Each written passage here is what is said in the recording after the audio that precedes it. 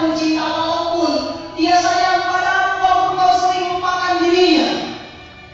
Dia sayang padamu walaupun kau sering membangkang perintahnya. Maka miliki cinta walaupun kepada siapapun. Maka kau meneladani sikap dan sifat Allah yang utama. Yang pertama cinta Allah. Ya Allah, saya ingin menjadi Allah soleh saya. Kedua, cinta orang-orang yang mencintai Allah. Saya nulis buku, ada wanita hebat di belakang saya. Saya menikah dengan seorang wanita. Ya iya. Dan hebatnya kami menikah, istri saya masih kuliah. Hidup dalam keadaan susah waktu itu.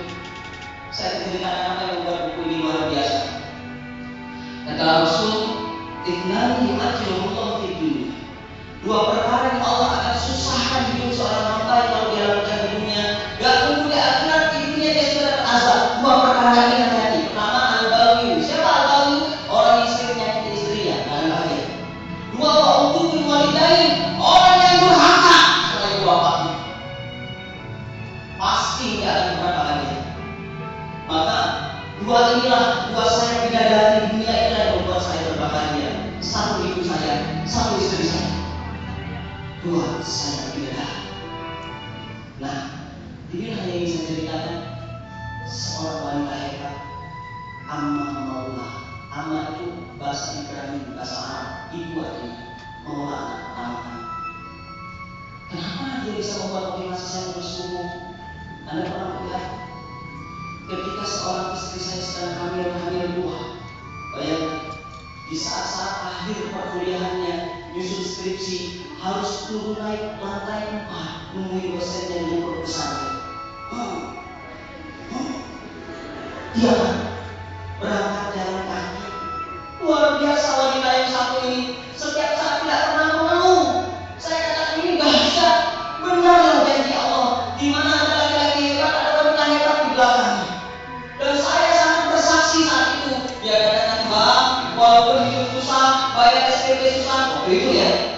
Kita akan terus berjuang. Saya setiap hari meninggalkannya. Bayangkan, lagi nikah gak pernah bulan madu. Moro-moro bulan madu. Bulan madu aja gak punya. Dan jelas pada waktu itu kami jarang bertemu sampai hari ini. Dan saya selalu ingatkan anak pertama saya. Ketika saya keliling Indonesia, hari ini istri saya berkata begini, "Bang, abang itu letaknya bukan di hati saya." Hah? Siapa hatimu? Bukan di hati saya, Pak. Abang itu letaknya di sisi saya, menemani saya sampai mati. Di hati saya dia Allah, Pak. Saya tatap matanya. Wow, keren.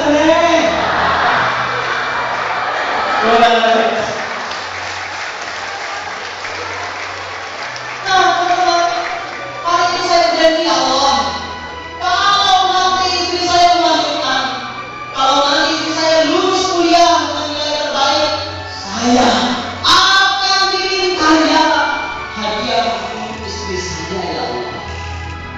Dan teman-teman tahu, anak saya lahir hari Selasa. Hari Senin, setelah berbulan-bulan lamanya mengejar dosen untuk mendapatkan tanda tangan sahnya dari dosen, hari Senin beres. Hari Selasa keluar. Keluarga saya, subhanallah. Itu yang pertama, istri saya. Kedua, anak saya. Pernah lihat nggak orang melahirkan? Kalau Anda pernah lihat ibu yang melahirkan, Anda akan berpikir ratusan kali durhaka sama orang tua. Saya lihat istri saya melahirkan tepat di depan mata saya. Dan hebatnya ketika melahirkan, hari itu hari Selasa di bulan Rabiul Awal. Dan saya ingat sekali ketika istri sudah hampir habis tenaganya, seorang bidan berbisik di dunia saya, "Ustaz, maaf Ustaz, boleh jadi istri bisa meninggal dunia." Kenapa? Bayi sudah keluar, tapi hari-harinya masih di dalam. Semua adalah perencanaan. Saya berpikir, ya Allah, apa yang harus saya lakukan? Bidan harus saya ngapain? Bayangkan istri divonis wafat berbeda. Kalau saya bilang, ada istri bilang, "Coba Ustaz Azan, dia istri apa yang jadi?" Dia tidak tahu, dia keadaan sangat kritis. Dia senyum aja lihat bayi lahir, itu seorang itu. sakit, yang menderita, ada masalah ketika nah, jadi anak soleh, ini juga Allahumma rabbana hablana min azwajina wa dhurriyyatina qurrata a'yun. Ini juga sementara saya bingung. Ini dari Allah ya Allah. Saya azan Allahu Akbar. Saat saya berpikir, ya Allah, bayi lahir bermula hidupnya dengan suara azan, dan kalau wafat diakhiri dengan sholat jenazah. Alangkah singkatnya hidup, ya Allah, hanya berjarak di antara azan dan sholat. Dan itulah saya tulis judulnya agar usia tak sekedar angka. Itu awalnya, teman-teman. Ya, jadi pertama energi cinta ini yang menghantarkan hidup menjadi sesuatu yang luar biasa. Yang membuat saya sampai hari ini dengan anak saya, dengan istri saya, kalau sesuatu yang kita niatkan karena Allah, hadiah karena Allah, berkahnya Masya Allah berpanjang. Kalau hari ini ada kuliah karena Allah, berkahnya berpanjangan, nggak pernah lelah, nggak pernah ngeluh, semangat aja hidupnya. Bukan yang kelihatan semangat. Lalu apa isi bukunya? Saya tidak ingin bercerita tentang proses melahirkan yang saya baru, tapi saya berpikir tentang meaningful life. Apa meaningful life? Hidup yang bermakna. Usia kata Rasulullah, agar usia tersetarakan kata Rasulullah, umur umatku itu paling pendek dibanding umat-umat yang lain. Bayi Siti Musabain hanya 60 sampai 70. Jarang orang bisa lebih dari 70. Kebanyakan orang kalau meninggal dunia berjarak 60 sampai 70. Umatnya Nabi Muhammad paling pendek. Maka alangkah ruginya kalau umur kita hari ini tidak kita niatkan sungguh-sungguh untuk jalan kebaikan. Di dalamnya saya tulis, kata Imam Syafi'i, tahu Imam Syafi'i? Tahu? Bukan Imam Rasulullah, bukan. Imam Syafi'i itu ulama. Imam Syafi'i berkata begini, kalau 114 surat itu tidak turun dari Al-Quran, kalau 30 juz Al-Quran tidak turun, maka saya minta satu surat saja sudah cukup mewakili seluruh kandungan Al-Quran. Tahukah ada surat apa kata Imam Syafi'i yang hebat itu? Cuma 3 ayat. Wal 'asr, innal insana lafi khusr, illal ladzina amanu wa 'amilus shalihati wa tawassaw bil haqqi wa tawassaw bis sabr. Demi waktu orang itu rugi kecuali orang beriman dan beramal saleh. Bayangkan, cukup 1 surat sudah menjadi pedoman hidup orang, kata Imam Syafi'i. Lalu hari ini ada semua modalnya sama 24 jam sehari semalam. Orang sukses berapa jam? 24 jam. Orang gagal 24 jam. Ada presiden ngatur negara ini 24 jam sehari semalam. Ada yang 24 jam bisa ngatur dunia. Ada yang 24 jam bisa ngatur provinsi. Setidaknya ada yang 24 jam ngatur dirinya aja bisa. Singapura negara sukses 24 jam sehari semalam di sana. Singapura juga sama 24 jam di Tasikmalaya. Loh enggak? Chicago kota hebat di Amerika, tata kotanya bersih, kota hebat, sama 24 jam. Cicahem, Cibaduyut, Cimahi, Cilenyi dan lain sebagainya, sama 24 jam. Saya ingin katakan padamu hari ini, teman-teman, kalau 24 jam itu tidak jadi sebuah prestasi luar biasa, maka sedih hidup kita nanti. Saya sharing dengan beberapa ulama, beberapa ustaz. Saya dapat yang kabar Habibie tidak pernah lebih dari 2 jam tidurnya. Agi guru saya tidak pernah lebih dari 3 jam tidurnya. Ibu Marwah Daud, seorang wanita di mobil ini, 4 jam itu sudah kebanyakan katanya. Tidurnya dikit tapi berkualitas. Tapi kan Ustaz, orang tidur normal 8 jam. Iya, banyak 8 jam dan tidak berkualitas. Pas bangun tidak sadar, nambah lagi 10 jam, nambah lagi 12 jam. Akhirnya dia berenang naik tidur. Berenang air mata. Orang sukses tidurnya dikit, tapi berkualitas. Ya Allah, kalau saya tidur cuma 2 jam, berapa ya? Tidur. Pas bangun sudah, nikmat sekali. Kalau mau berapa jam pun, kalau Allah sudah memberikan kekuatan, dan saya berpikir untuk melakukan itu. Tidur gak boleh lebih dari 3 jam. Saya sudah dengan panitia. Saya baru pulang malam tadi dari PDR, misi di Bupar sebenarnya. Biasanya tidak sempat misi karena saya lihat saya. Dan kemudian dulu saya beberapa kali saya katakan, mudah-mudahan setiap istirahatnya berkualitas. Mau berduduk sebelum tidur, minta doa sebelum tidur, ya Allah keluarga saya kalau tidur sekarang misalnya. Sekarang. Oke, kalau sudah koleksi dari buku Ada Usia Tak Sedarangka. Ada 6 pilar kebahagiaan hidup orang agar hidupnya bergerak. Saya tulis ada 6 senjata orang agar kecilnya disuka, muda, berkarya, luar biasa, nanti masuk surga. Yang pertama, punya tujuan hidup. Kedua, dia mampu menciptakan potensi diri. 3, menikmati proses hidupnya. 4, hidupnya produktif. 5, berkarya. Dan terakhir, beramal jariah. Maka insya Allah Ada Usia Tak Sedarangka akan didapatkan dalam hidup ini. Saya tidak akan menjelaskan 6 perkara ini karena waktunya terbatas, maka saya akan mulai dengan 1, tujuan hidup. Kalau ada istilah ini, dunia memberikan jalan kepada siapa? Mereka yang punya tujuan hidup. Saya bilang, Anda kuliah punya tujuan hidup nggak? Ngapain kuliah? Ustaz, saya kuliah karena saya malu di kampung saya kalau nggak disebut mahasiswa.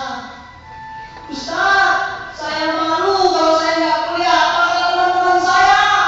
Betapa banyak hari ini orang hanya menganggap kuliah hanya sebatas prestise. Tak punya tujuan hidup bagaikan dia berjalan tak tahu arah, melihat tak tahu makna, mendengar tak tahu arti, bahkan dia hidup nggak tahu arah. Pulang dari sini, rincikan kembali apa tujuan kuliah. Kuliah bukan sekedar cari gelar, kuliah bukan sekedar cari kerjaan, tapi kuliah cari kemuliaan, cari ridho Tuhanmu. Kalau sungguh-sungguh kau lurus menjalani semua dengan tujuan, maka enak menjalani hidup. Saya sedih berapa banyak hari ini manusia, mahasiswa berkata, ketika saya tanya apa tujuan hidupmu, dia katakan begini, Ustaz, tujuan hidup saya just follow the flow, hanya mengikuti aliran air yang mengalir. Setuju? Saya tidak. Iya, kalau ngalir ke tempat yang baik, ngalir ke got, mana? Kalau ngalirnya ke tempat yang baik, maka hidup harus diatur sedemikian rupa.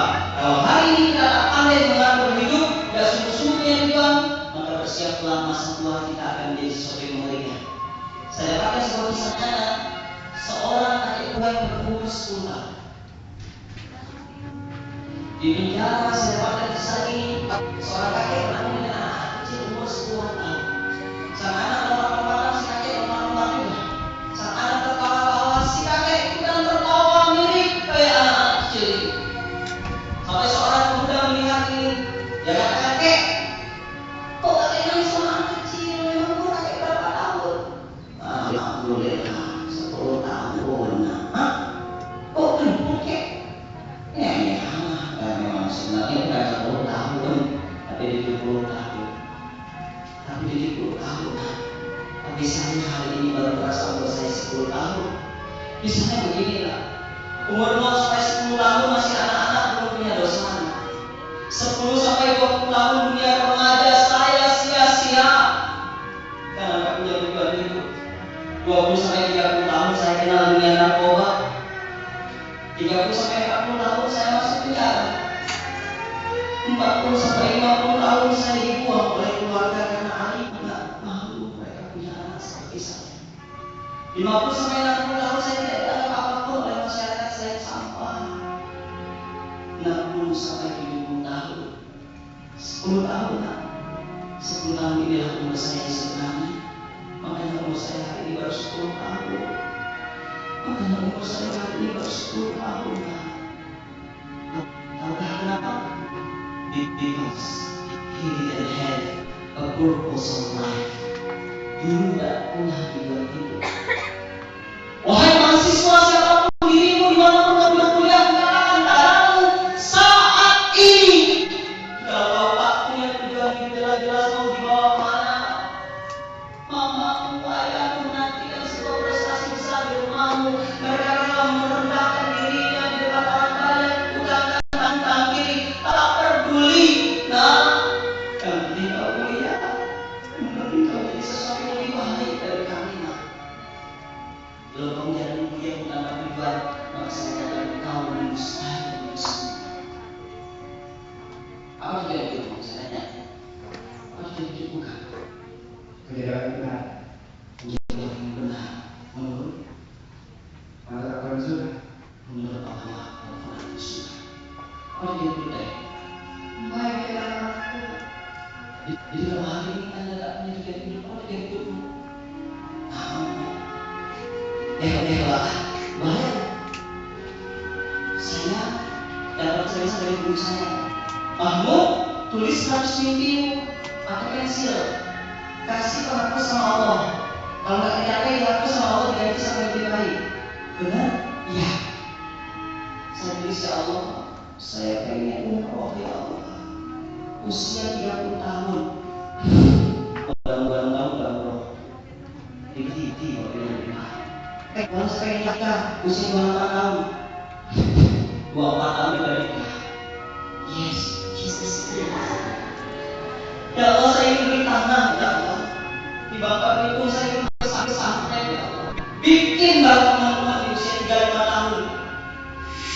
Dihapus usia 26 tahun sudah beli tanahnya dan sekarang sedang dibangun.